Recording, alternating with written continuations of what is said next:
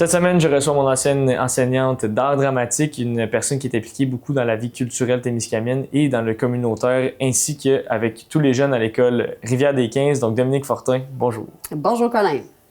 Dominique, est-ce que tu peux nous parler en premier lieu de ton parcours? Comment est-ce que, là, dans les grandes lignes, ou si tu veux y aller plus large, comment est-ce que tu t'es rendu à enseigner l'art dramatique pour les jeunes de l'école secondaire Rivière-des-15? Bien, je pense que l'étape 1, c'était vraiment quand ma sœur plus vieille, Nancy, fréquentait l'école Marcel Raymond, elle était impliquée dans le troupe de théâtre, puis comme petite sœur, je suivais. Puis j'ai vu Réal Couture, qui a été ton invité aussi cet été, puis je voyais Réal Couture, puis sans que ça devienne une pensée vraiment concrète, je pense que c'est là, à force de le regarder, que je me suis dit ça pourrait être un métier cool, mais tu sais, c'est comme rester un peu de côté tout ça, parce que j'étais super attirée par les arts de la scène, fait que je suis allée faire un cégep à Montréal. Dans ce temps-là, ça s'appelait, ça n'existe plus maintenant, un DEC en sciences de la parole. Donc, c'était théâtre, communication, journalisme, radio, télé, les plateaux, tout ça. Communication, là, oui, c'est ça, en général. Ouais, ils nous pistaient sur les différentes formes de communication puis d'art de la scène. Puis après ça, les gens à l'université choisissaient.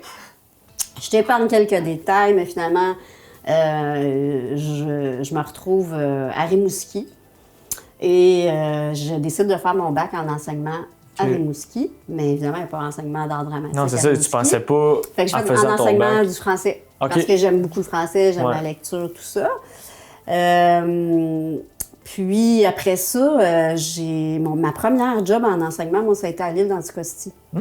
Mais quand même, hein? Ouais, c'est bizarre, hein? Il y a beaucoup... j'imagine que ça devait être unique, là, comme opportunité Dieu, oui, d'emploi. J'ai fini mon bac à Noël en décembre, donc en janvier, j'ai commencé à me chercher un travail. Puis là, eux autres, cette commission scolaire-là, il y avait un besoin. Fait que je me suis déménagée par avion. Oui, parce que le bateau était arrêté à ce moment-là. Ah oui, OK, oui. Je me suis envoyé une couple d'affaires par la poste, pas même pas par avion, par la poste. Puis je suis allée vivre là de janvier à juin. J'ai adoré ça. Ouais. C'était super comme mode de vie.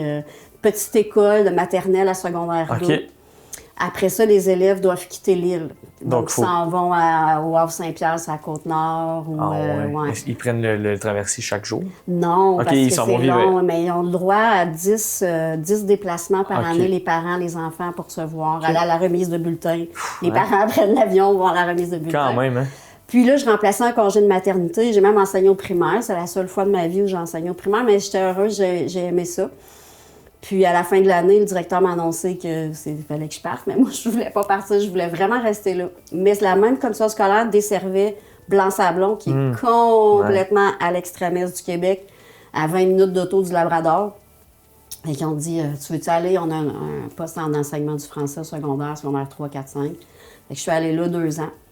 Puis après, je suis revenue au Témiscamingue. Puis là, ma première école, j'ai fait mon entrevue. Première école, ça a été à Rivière-des-15. Je n'avais jamais enseigné. J'ai été très chanceuse dans mon parcours parce que j'ai jamais enseigné ailleurs qu'à Rivière-des-15 depuis que je suis au Témiscamingue. Depuis que t'es au tennis, oui. Fait que, puis là, j'étais en français, on est au début de carrière, français, j'ai eu de la géo, j'ai eu toutes sortes de... Les élèves plus vieux qui m'ont eu, là, qui ont maintenant 35, 36 ans, eux autres, je suis une prof de français pour eux autres. Les plus jeunes, ils en reviennent pas quand je leur dis que, dans le fond, j'étais prof de français. Que t'es formée, en plus, t'es qualifiée comme prof de français. Mais moi, c'était les arts de la scène qui m'intéressaient. Donc, à chaque fois qu'il y avait un groupe d'art dramatique qui se libérait, moi, j'étais toujours preneuse. Donc, jusqu'à temps que j'aille tous les groupes d'art dramatique, c'était mon plan machiavélique depuis le début. Je les ai tous vus. T'as tout possédé, c'est l'ensemble des groupes. C'est intéressant. Ça a été mon parcours professionnel jusqu'à aujourd'hui. Pourquoi être revenu au Témiscamingue? C'est souvent la question que tout le monde peut se poser, que est-ce que je reviens, est-ce que je reviens pas? Pourquoi est-ce que toi, tu as fait le choix de quitter Blanc-Sablon et de revenir au Témiscamingue pour enseigner? J'ai trouvé ça quand même... À Blanc-Sablon, j'ai beaucoup travaillé. Blanc-Sablon, là, c'est la pré-toundra, là. Fait que c'est comme... c'est ça, là. Pour une fille toute seule, tu sais, je travaillais beaucoup dans mes passe-temps. Fait qu'au bout de 2 ans, j'étais comme, OK, là, faut que je parte. On a besoin d'autre chose. C'est une place aussi où il n'y a pas nécessairement 4 saisons. Il y a comme avant l'hiver, puis l'hiver. Okay. C'est ça. Puis ça commençait à m'affecter... Honnêtement, Colin, ça commençait à m'affecter au moral. Fait que je vais démissionner, je vais retourner au Témis. C'était un peu un choix, mon choix facile. Ouais, c'est ça. C'est facile pour moi de retourner au Témis. Mais, quand je suis arrivée, le sentiment que j'ai eu, là, j'ai fait « Ah, OK, ouais, je suis arrivée. » OK. Je sais pas si tu comprends ce que je veux dire. T'étais contente de revenir. Ouais, tu sais, c'est comme ça faisait... J'étais partie de 17 à 27. Puis quand je suis revenue, puis je fais « Ah ben oui. » C'est ici que je devais être. C'était ça l'affaire, OK. là. Tu sais, fait puis là, je suis jamais repartie. Ouais, c'est ça. Qu'est-ce qui te passionne plus dans apprendre aux autres comment faire du théâtre et comment est-ce que... Ouais. Qu'est-ce qui te passionne le plus dans cet enseignement-là aux jeunes, finalement? Moi, j'aime le contact, premièrement, beaucoup avec les adolescents. Puis je le dis souvent en classe, c'est plus facile pour moi de passer mes journées avec des adolescents qu'avec des adultes. On dirait que les codes sont plus clairs pour moi. Puis je trouve que les adolescents ils ont moins de masques sociaux aussi. Fait que j'ai plus la... Tu sais, c'est très vrai, un adolescent. Si c'est de mauvaise humeur, on le sait. Si c'est de bonne humeur, on le sait. C'est clair. On fonctionne avec ça.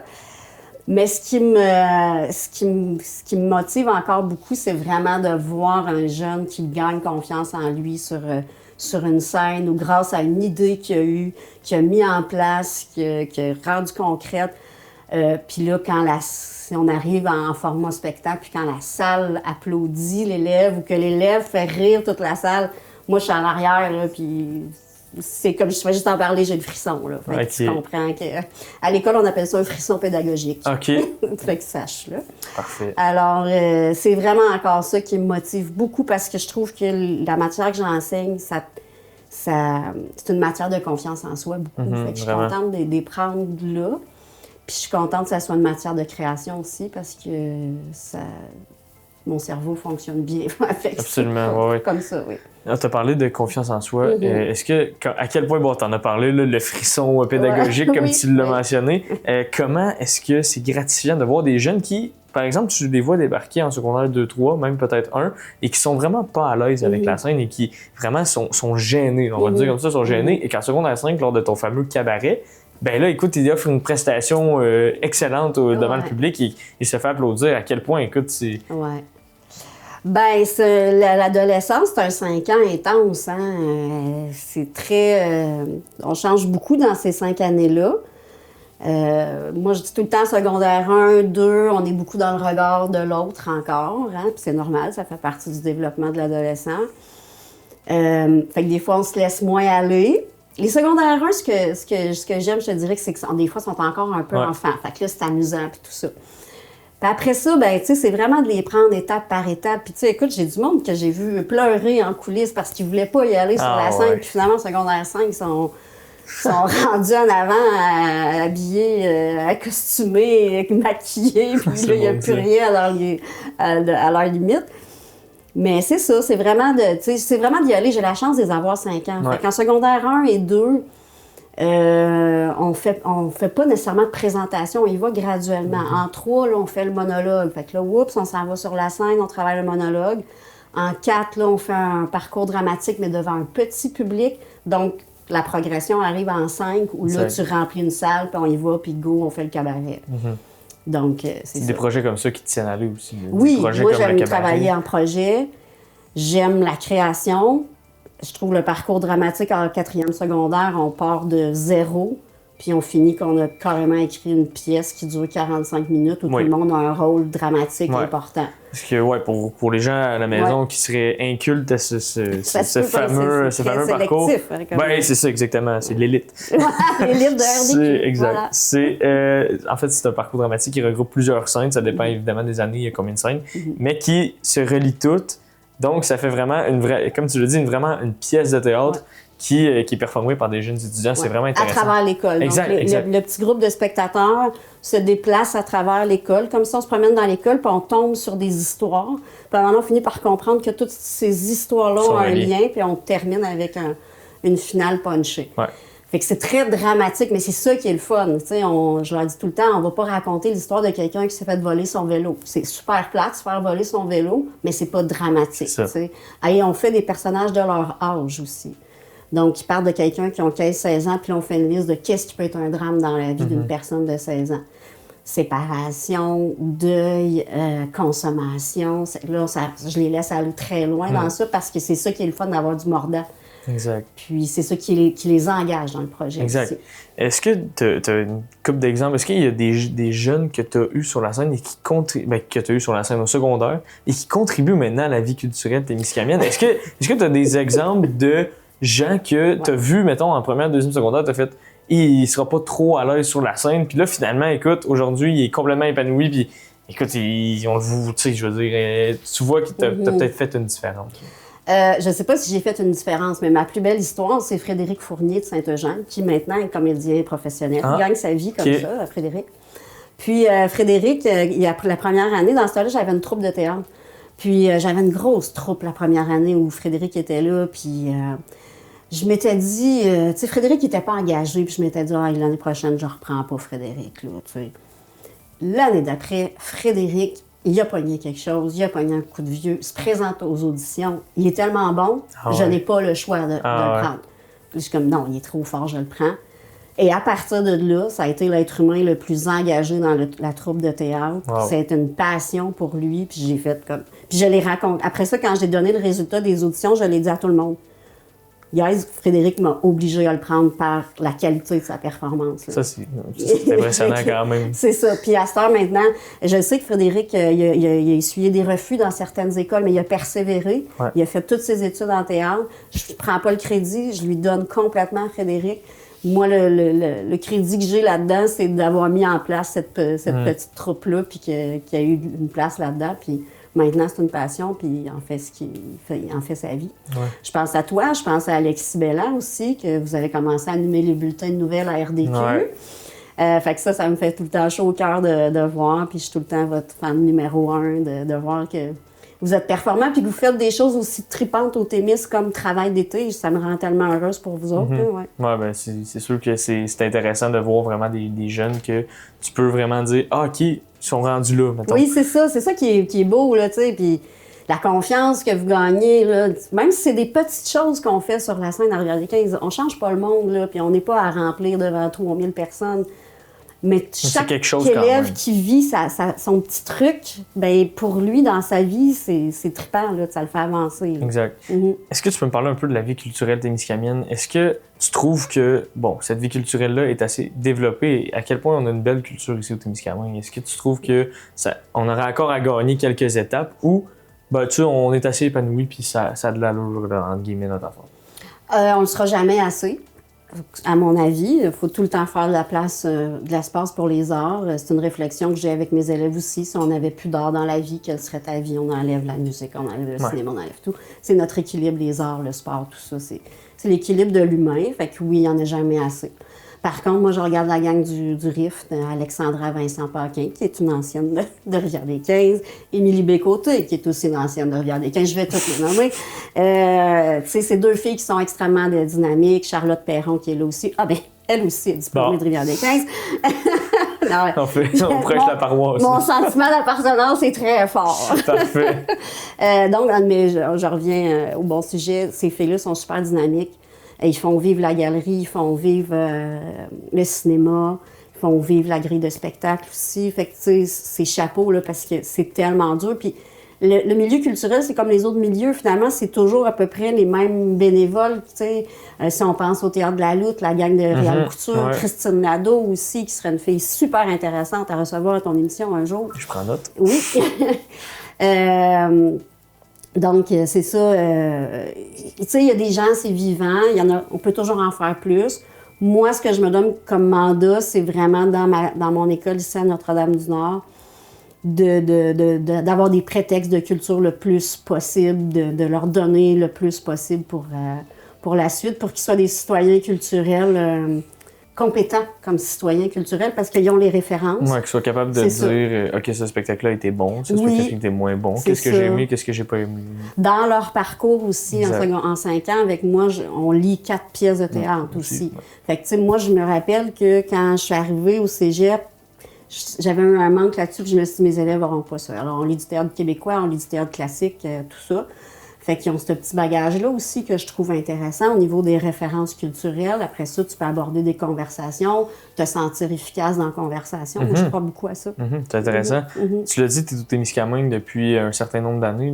Tu es revenu à 27 ans. Est-ce que tu peux me parler de ton implication communautaire? Bon, tu m'as parlé avant l'entrevue que tu étais impliqué dans le triathlon. Je sais que tu es impliqué dans le triathlon depuis quelques années déjà.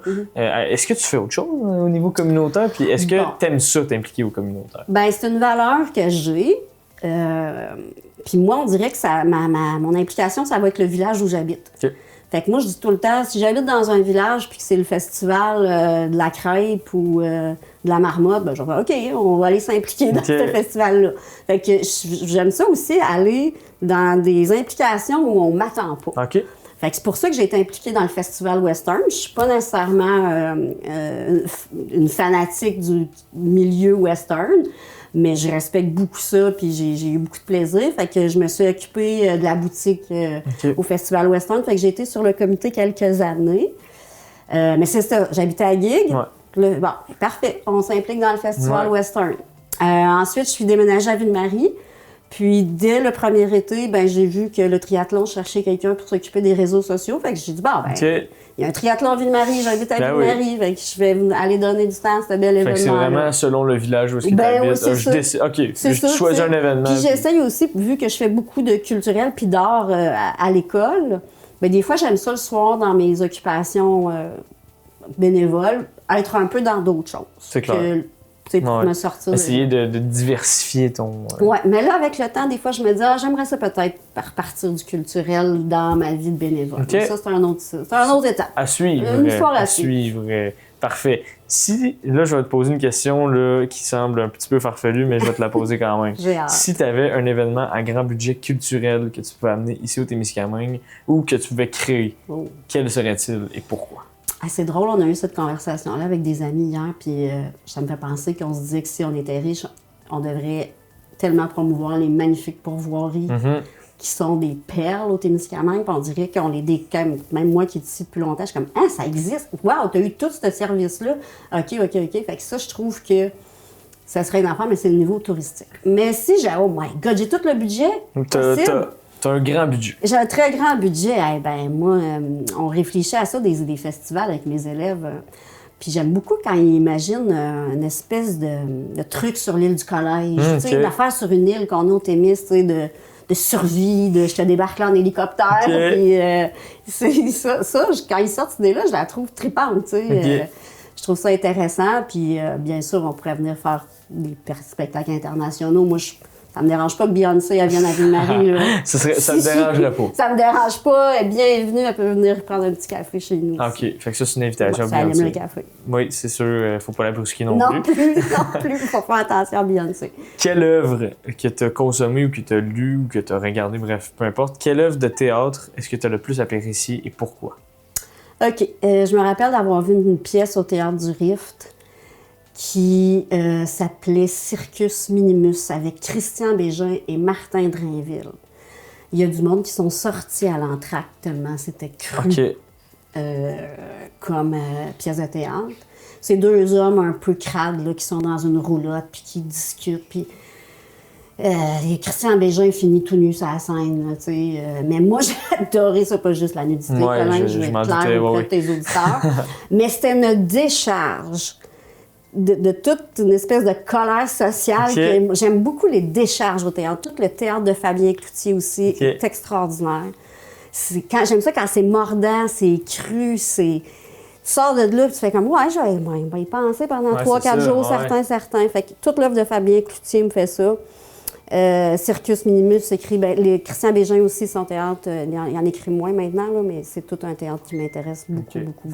S'ils vont une pièce de théâtre Bégin dans un Témiscamingue près de chez nous, on va te voir. Oui, Fabien Cloutier aussi. Je vous le recommande, ne manquez jamais un Fabien Cloutier. Parfait. Ouais. On va prendre note.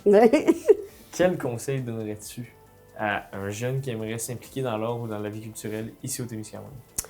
C'est de saisir toutes les occasions. Petite, moyenne, grande, si vraiment tu as le goût de t'épanouir là-dedans, puis que peut-être même tu pourras en faire une carrière parce que tu sens que c'est là que tu serais épanoui, prends toutes les occasions. si tu aimes ça, animer, ben va animer une fête d'enfants, mais puis peut-être qu'après, tu vas animer la fête nationale à Lorrainville, puis peut-être qu'après, tu vas animer à télé communautaire. Prends toutes les occasions. Tu as un petit rôle, tu aimes ça être comédien, tu as un petit rôle quelque part, fais-le, puis après ça, tu vas arriver peut-être à des moyens rôles, à des grands rôles. Fait que moi, c'est le conseil que je donnerais. Puis faites confiance à vos idées, surtout les jeunes, là. C'est ça qu'on a besoin au Témis. C'est ça qu'on a besoin. Tout ce que vous arrivez, votre bagage avec lequel vous arrivez, votre bagage actuel, ça, on a besoin. Puis valoriser ça. Là. Tout le fait que vous venez encore passer vos étés ici, tout ça, pour moi, ça devrait être valorisé plus. Là, ouais. Je sais même plus si je réponds à ta question. Ça répondait à ma question. Okay. Le conseil était très, très bien orchestré. Quel souvenir le théâtre t'a-t-il apporté que tu vas te rappeler le plus, mettons? Quel souvenir là, que tu vas faire, OK, celle-là, je vais m'en rappeler et longtemps? Là? C'est une bonne question. Je me souviens d'avoir monté la pièce de théâtre Les Voisins de Louis Saya et Claude Meunier. Je ne sais pas si tu connais ce classique-là. Vite de même, non. Mais à découvrir. Je vais aller voir. À découvrir. Puis j'avais monté cette pièce-là, entre autres avec l'équipe de Frédéric Fournier. Je me souviens qu'il y avait Carl Trudel, résident de Notre-Dame-du-Nord. Mais puis maintenant, Geneviève Fournier, Pascal Robillard. Il y avait plein de petits, écoute, ils vont se reconnaître. Mais c'est une pièce avec le ton petite vie un peu, là, tout ça. Ouais. Fait que ça a un ton. Puis ils l'ont tellement bien réussi, les jeunes, là.